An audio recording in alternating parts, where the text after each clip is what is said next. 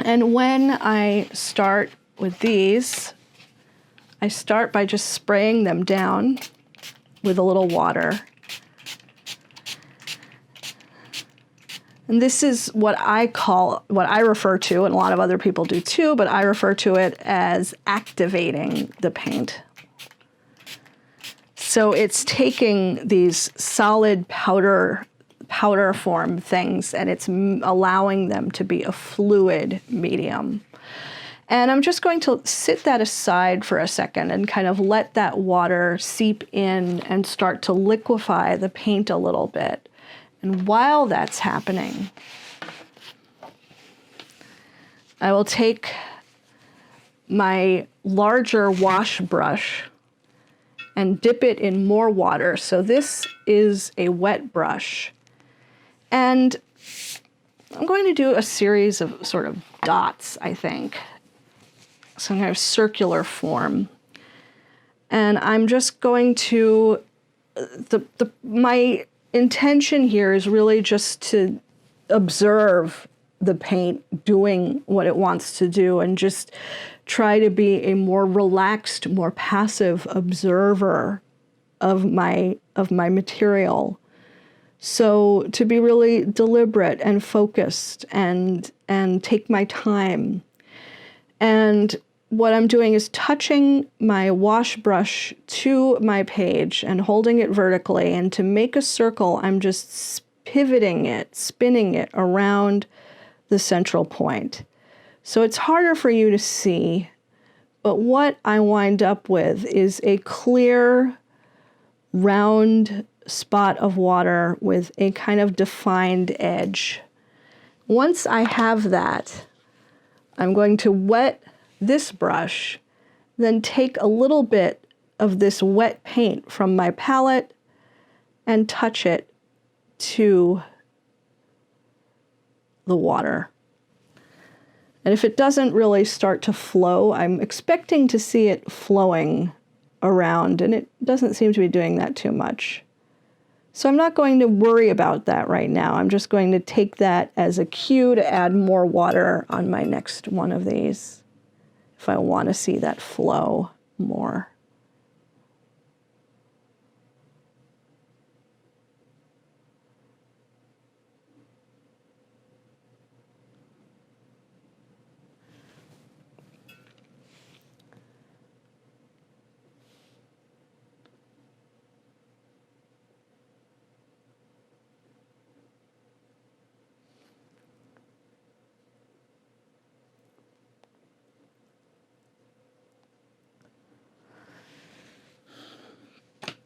So continuing on, I'm really wetting that brush this time, learning lessons from the last one I did and spinning this around.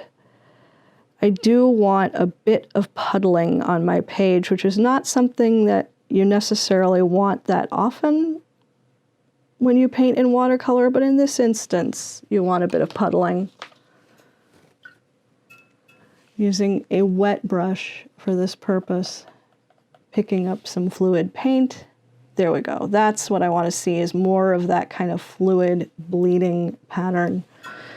And it's a good idea. It's not mandatory because nothing is really, but it's a good idea to clean your brush as you switch colors.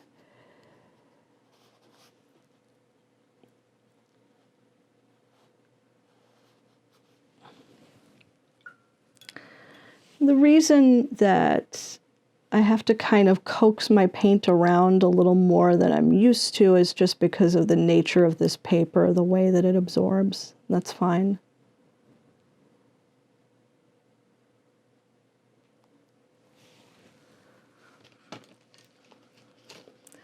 So what I'm going to do is just continue on and make a grid of these dots, just kind of work them across my page and down.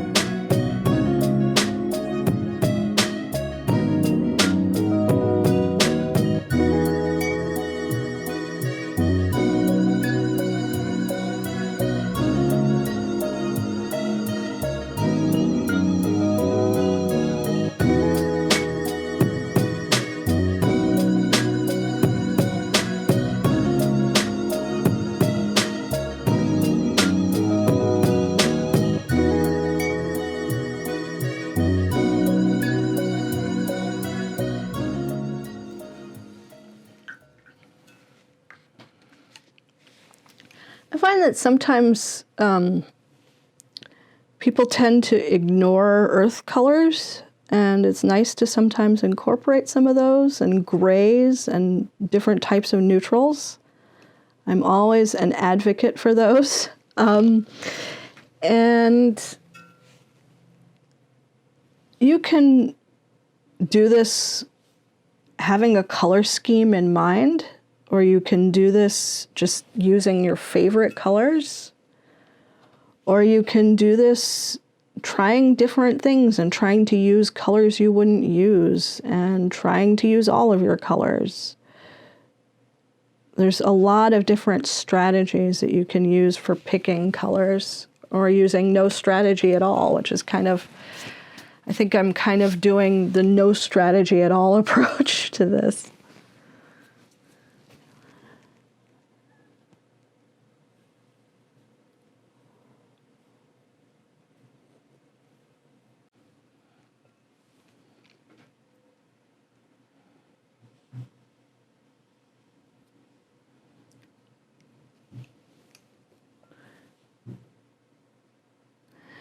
The more water you have on your page, the more of that kind of bleeding and traveling you're going to get. So if you're not getting the kinds of bleeds you'd like, then add more water to your brush, both your wash brush and your smaller brush. And if you like sort of a more textured, more dotted look, then a little less water is the way to go. And water control and a sense of how much water to use is something that you will develop over a long time and over a lot of experience. So don't worry too much about these. Don't try to do something like this in a way where you have no definition of a mistake, where nothing counts as a mistake that happens on the page. Like, yes, I'm trying to get these to be circular, and I'm trying to make sure that they do not touch.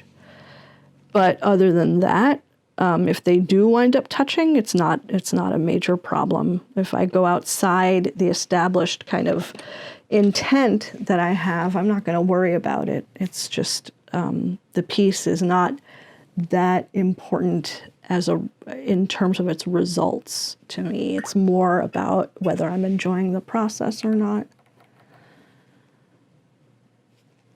My success definition for this kind of painting is whether I'm enjoying doing it, and nothing else really.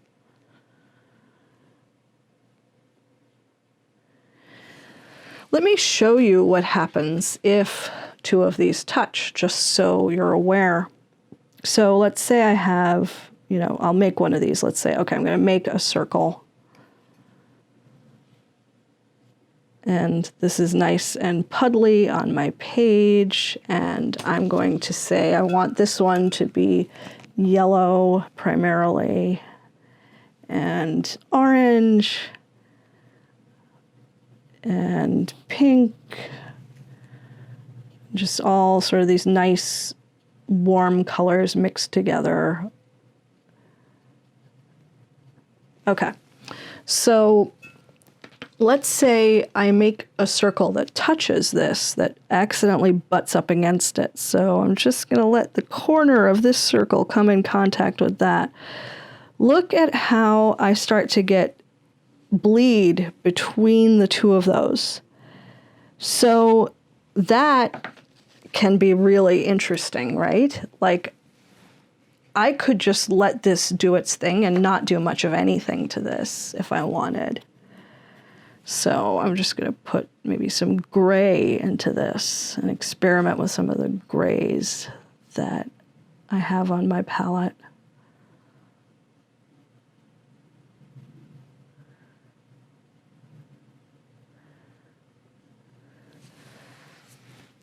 And something like this starts to demonstrate, I think, a little bit about the power of some of those neutral colors, some of those colors that, we tend to overlook if we're like, oh, I want to get in there and play with my paints and play with colors, then bright colors that make me happy and stuff like that.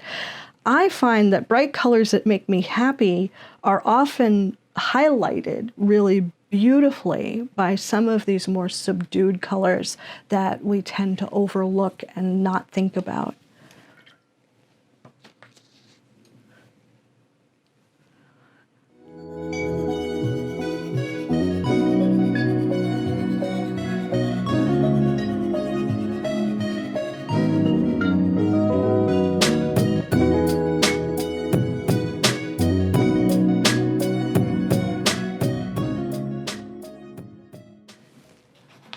So when I am working on a spread like this, let's say I get here and my intent is like, oh, I want to fill my page. Well, I can try to squeeze in another row, but the safer decision, I think, compositionally, is just to leave it, just to let it not go all the way down the page, because anything I put in here is going to be super cramped. So I'm just going to continue what I'm doing, but continue it up here instead, and continue and just fill these 4 rows up here.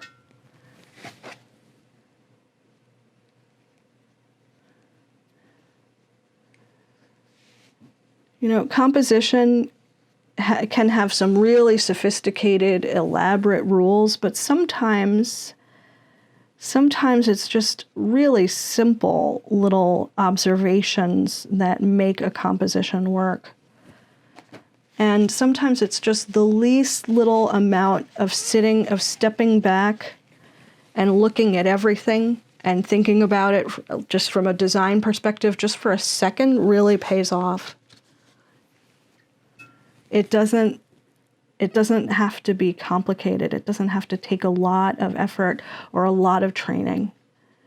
You already understand a lot about what looks good just because you see advertising. You read books that are laid out in a certain way for readability. You intuitively encounter good design often enough that I think we all absorb a certain amount of just common sense from a design perspective.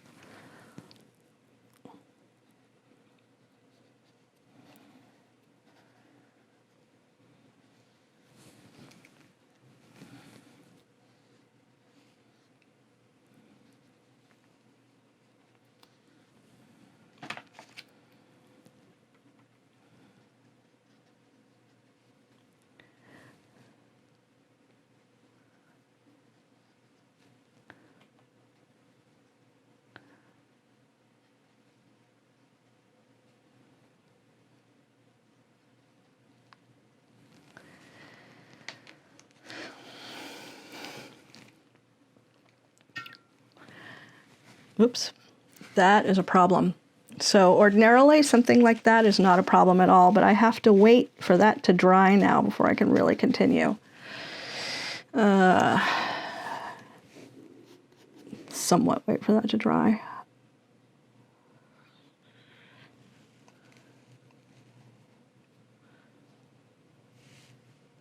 Fortunately, it dries pretty quick on this paper.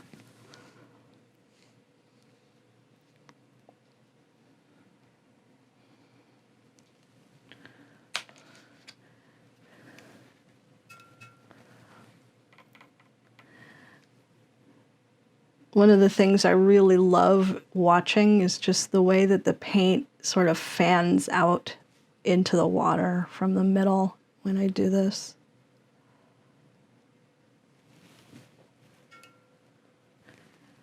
I just kind of enjoy that.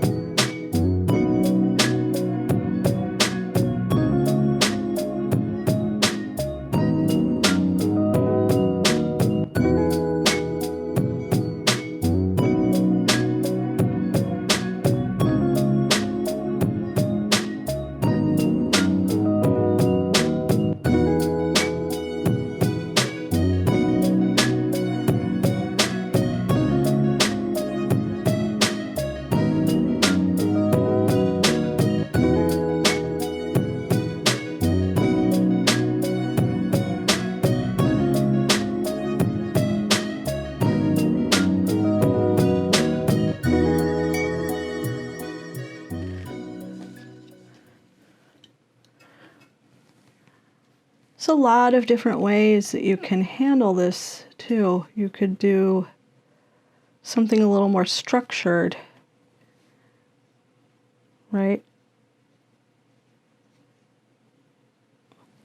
Say I want to do something a little more structured. I'm going to paint this half this color.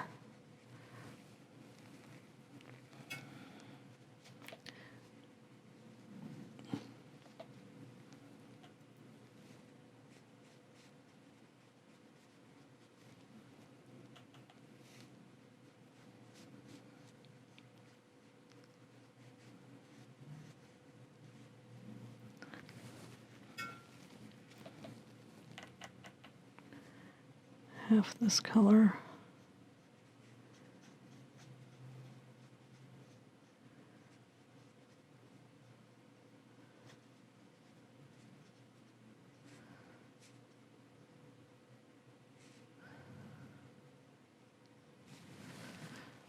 I can just see how this relates as it dries, right? So that's, you know, you can do these a lot of different ways.